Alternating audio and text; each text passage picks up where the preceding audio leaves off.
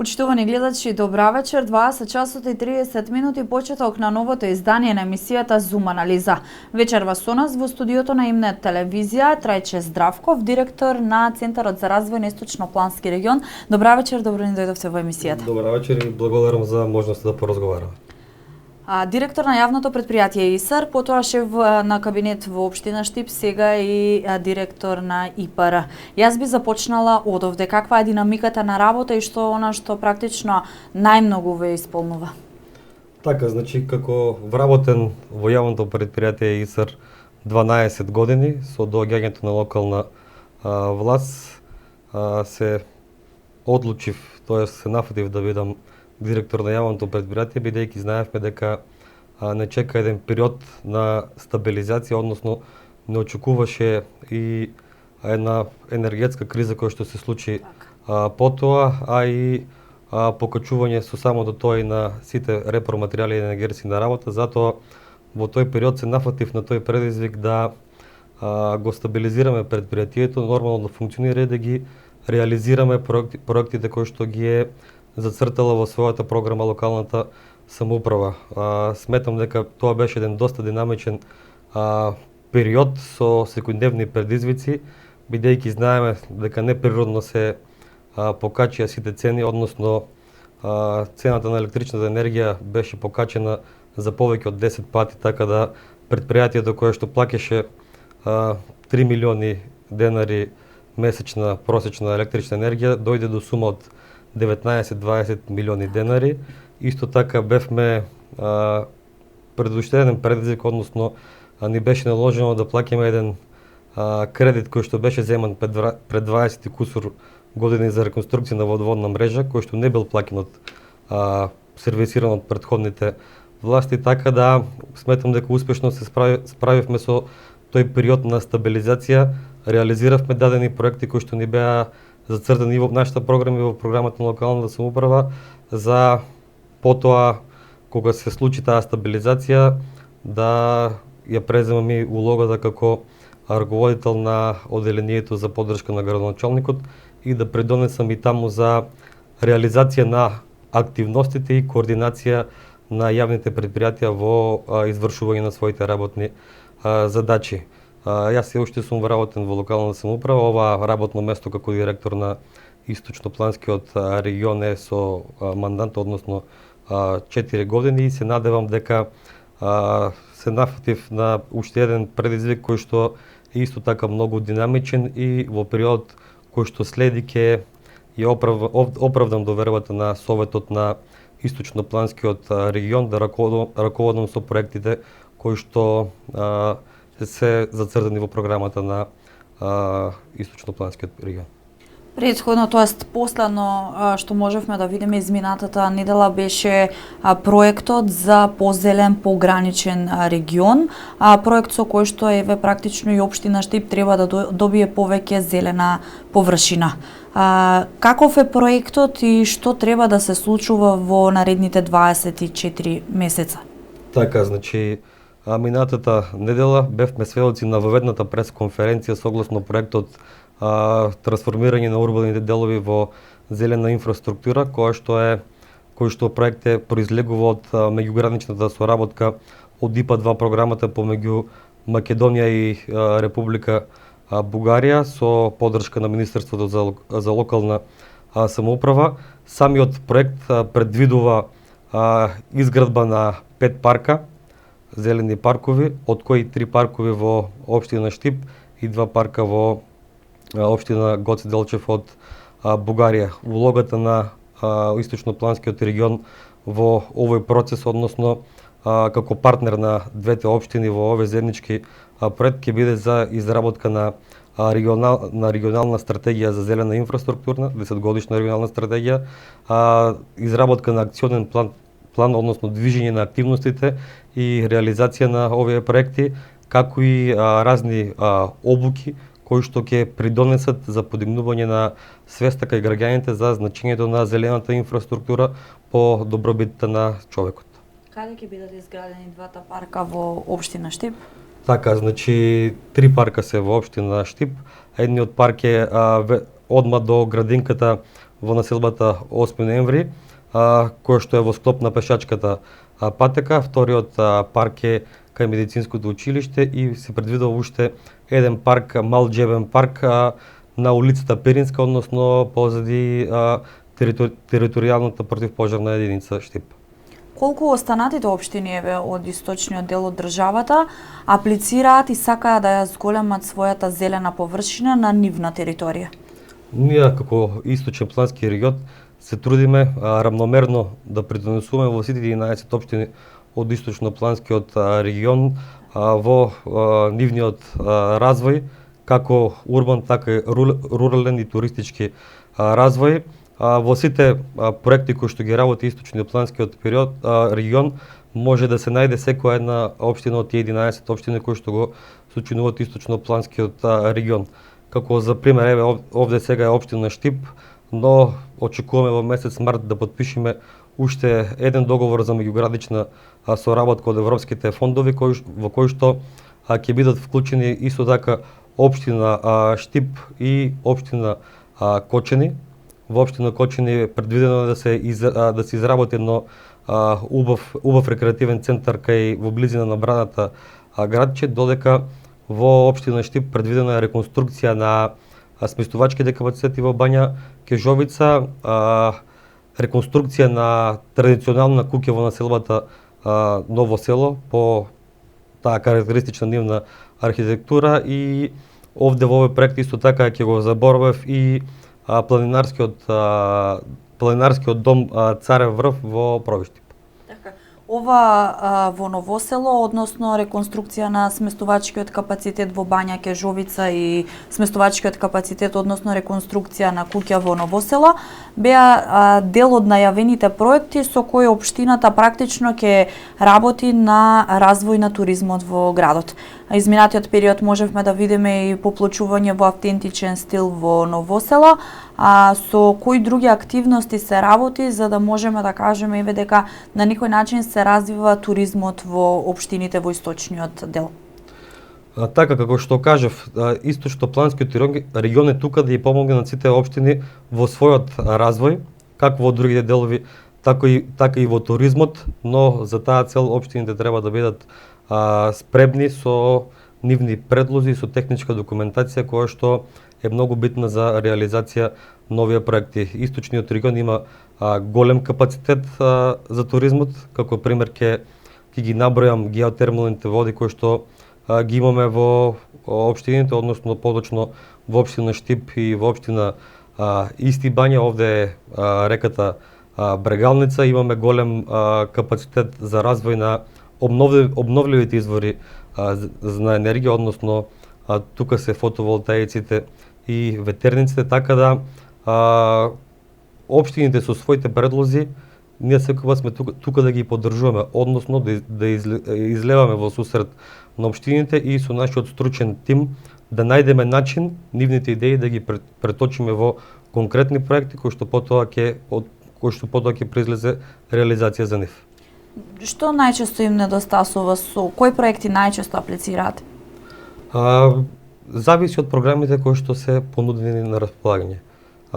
Еве сега имаме програма за развој на културното наследство. Доколку излезат некои други програми за развој на некои други делови, дали е образование, култура, ние ги контактираме општините, имаме впрочем и совет на источно-планскиот регион кој што е составен од сите градоначалници, со кој што утврдуваме согласно нашите плански документи приоритетни проекти на кои што треба да работиме во наредната година-две за да ги решаваме клучните проблеми кои што ги имаат општините како локални самоуправи. Изминатиот период имаше и проблем со техничките документации, практично кои што ги подготвуваат самите општини. Каква е сегашната ситуација? Има ли пари и какви се апликациите од страна на општините за да може да добијат некој проект и нешто да се реализира во нивното место? Така, значи, како што напоменавме, по утврдување на приоритетните проекти за оваа година од страна на Советот за развој на источно планскиот регион имаме детектирано 3 три подрачја каде што ќе се движат нашите проекти оваа година. Едното подрачје е подигнување на капацитетите на училиштето, односно реконструирање на училиштата во општините.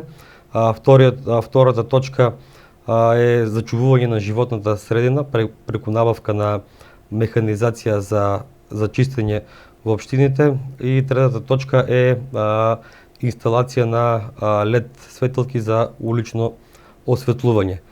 Што се однесува до овие проекти, веќе се усвоени и општините имаат своји технички документации. Програмата за регионален равномерен развој е излезена минатата недела и согласно повикот кој што е распишен од програмата, ние наредната недела како Совет на Источноплански регион ќе донесеме одлука за кои проекти ќе аплицираме до Министерството за локална самоуправа, и потоа во текот на месец март ќе ги очекуваме резултатите за дефинитивно да почнеме да работиме на реализација на проектите. Тоа значи дека проектите од страна на општините веќе се пристигнати кај вас? Се утврдени подрачите во кои што ќе Источнопланскиот регион ќе аплицира до бирото за Министерството за локална самоуправа согласно повикот од Бирото за регионален развој. Кога ќе ги утврдиме ние на Совет конкретните проекти по кои што секоја општина ќе се произнесе, ги прибираме документите од самите општини, пошто ја пишуваме апликацијата и ги чекаме резултатите за потоа да почнеме со реализација.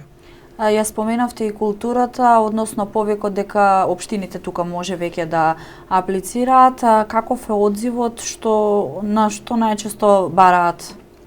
Во областа на културата, изминатиот период Источнопланскиот регион имаше реализација на повеќе проекти. Ќе го издвоам тука во општина Виница, имавме реконструкција на културниот дом Тошо Арсов, како и на сината сала во културниот дом. Тоа се два прекрасни објекти кои што граѓаните на општина Виница веќе ги користат, каде што може да се одржуваат разни манифестации. Изминатиот период, колку од проектите практично се реализирани, односно завршени? Кои општини што добија? Така, во изминатиот период се реализирани повеќе проекти, од кои што два имаме тековни, кои што очекуваме во секој момент да завршат, односно пред да аплицираме за нови проекти, очекуваме да ги завршиме тековните проекти. Тоа се реконструкцијата на старечкиот дом Иван Влашки во Берово. Таму се работеше на изградба на нова ламела, изголемување на капацитетот за сместувачките капацитети. Во завршна фаза е проектот и очекуваме до крајот на месецот, почетокот на наредниот месец да биде завршен реконструкцијата на старечкиот дом и општината да добие дозвола за да прима нови корисници на старечкиот дом. Исто така очекуваме до овој петок да заврши и проектот кој што е во општина Пробишти, конкретно во Пишица, односно таму се гради мал излет центар со урбана опрема, кој што граѓаните на општина Пробишти, но и на целиот источен плански регион веќе за неколку дена ќе можат да почнат да го користат како излет центар за минување на своето слободно време. Претходно тука имавме и проекти во Пехчево, во Берово. Каква е ситуацијата таму? Требаше практично да се уреди Беровското езеро, Равна река кај Пехчево. Какви се туристичките капацитети со оглед на фактот дека има што да се понуди? Така, значи во изминатиот период се завршени доста проекти за целиот регион, опфатени се сите општини. Како проекти ќе ги наброам реконструкција на градскиот парк во Кочани, кој што веќе во употреба, домот на млади во Штип, реконструкција на дворното место, градскиот пазар во Делчево, со отворен и затворен дел на градскиот пазар во Делчево, ги кажав реконструкцијата на културниот дом со сина сала во општина Виница, имаме рехабилитација на патишта во село Вирче Делчево, рекреативен комплекс Пишица кој што очекуваме за 2-3 дена да го завршиме, дополнување на барскиот екосистем Езерце е завршен, поплочување на на ново село во автентичен стил и изградба на фотоволтаици на јавни објекти во 5 општини, односно Штип, Карбенци, Кочани, Виница и Македонска Каменица. Во источниот регион еве можеме да кажеме дека имаме и помали општини како што се општина Зрновци, општина Карбинци, Чешиново, Блешево и така натаму. Кои се проектите практично со кои што овие општини аплицираат, односно што ними недостига? Така, конкретно за овие помали општини кои што ги напоменавте, општина Карбенци пред неполна година го заврши проектот за реконструкција на археолошкиот локалитет Баргала.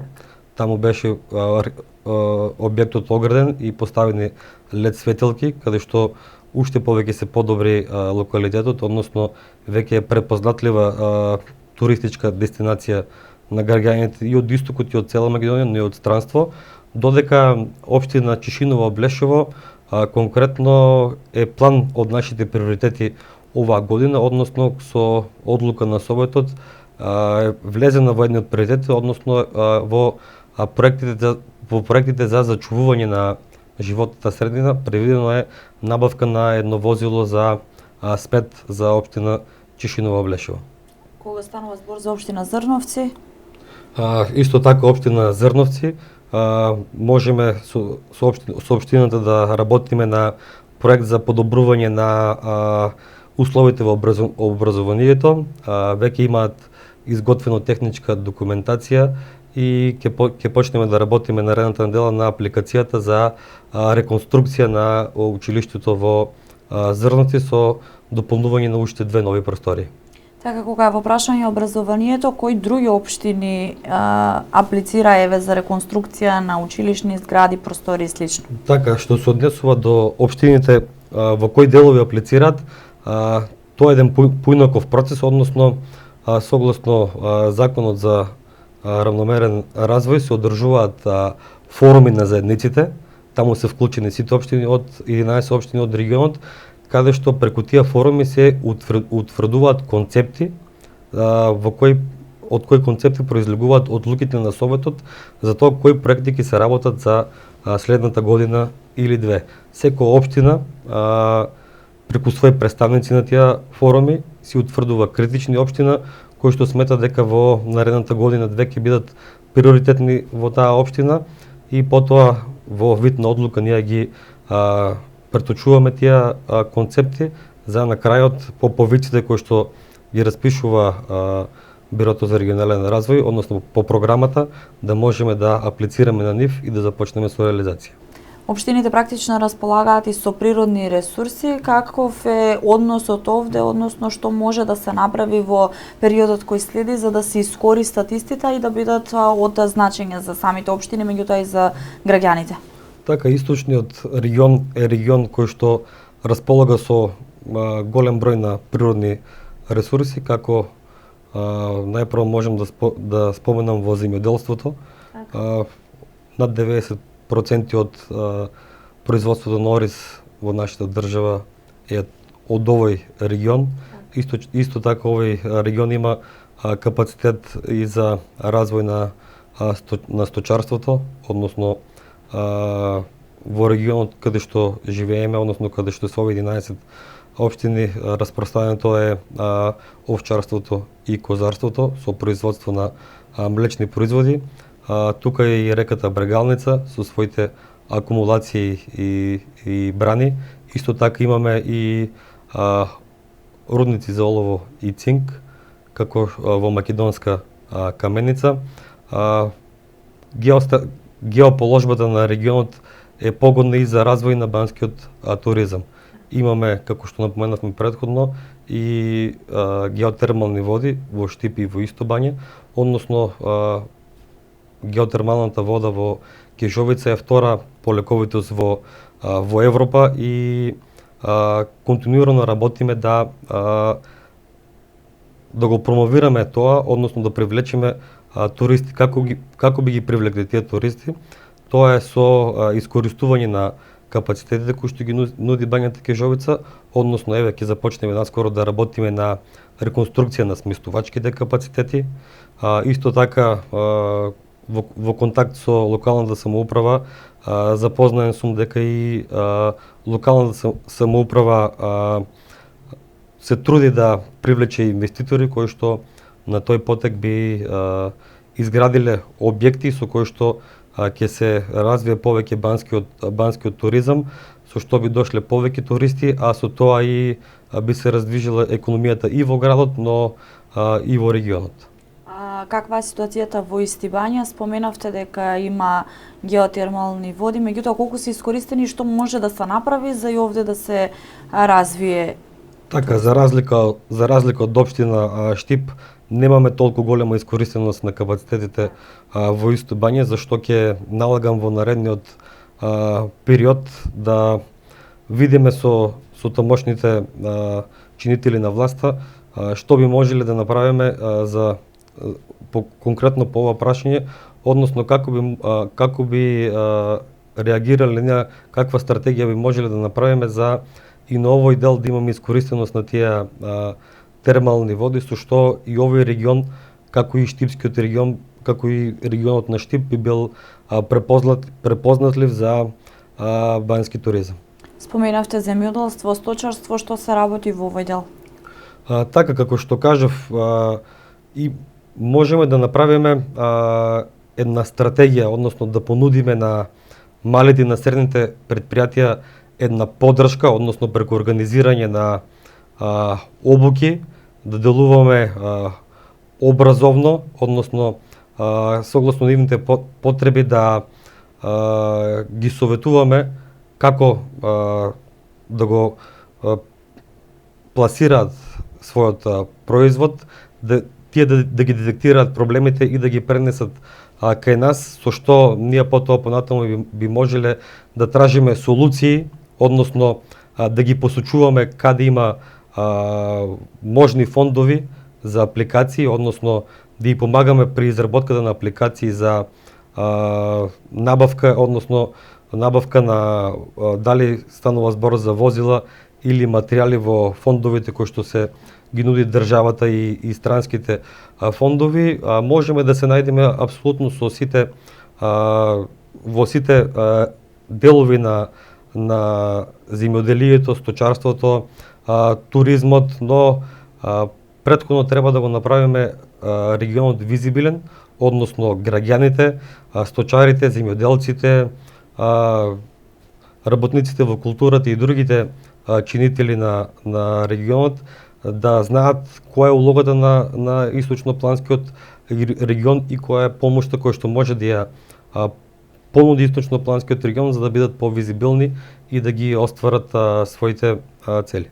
Тоа сакав да прашам дали претходно имаше вакви обуки, совети од страна на ИПР кај граѓаните, кај земјоделците без разлика, за да може да се запознаат и колку тие обуки би дале некаков резултат или ефект? Така, источнопланскиот регион работи строго по утврдена своја програма, која што е производ на Советот на источнопланскиот регион, како што кажав претходно со организација на форуми, но располага и со стручни лица кои што во секој момент можат да помогнат и во апликација или во било каква стручна помош на граѓаните од источниот регион. Конкретно улогата на источнопланскиот регион е да генерира развој, да ги поврзува општините, но не исклучувам и можноста да помагаме и на физички лица, но и на мали и средни предпријатија кои што се соочуваат со потешкоти во работата и во развојот на своите бизниси. Што значи дека овде е опфатена и бизнис заедницата, каква е помошта, поддршката практично?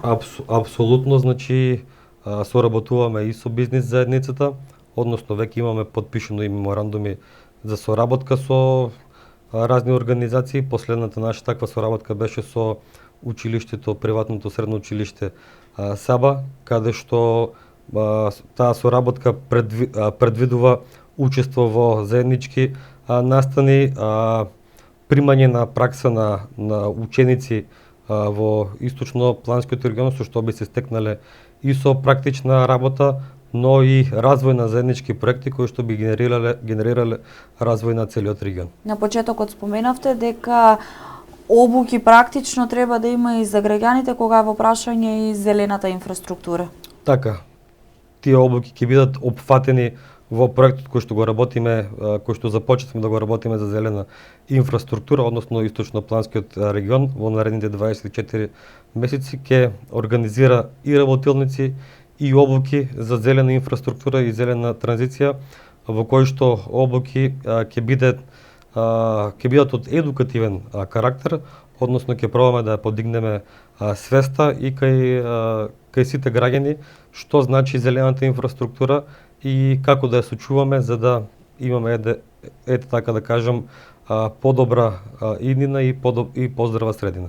Колку пари се издвоени за овој проект? Целиот проект со трите засегнати страни кои што ќе се реализира во наредните 24 месеци е 860.000 евра. Почитувани гледачи, ви благодарам за одвоеното време и останете на програмата на Имнет телевизија. Довидување.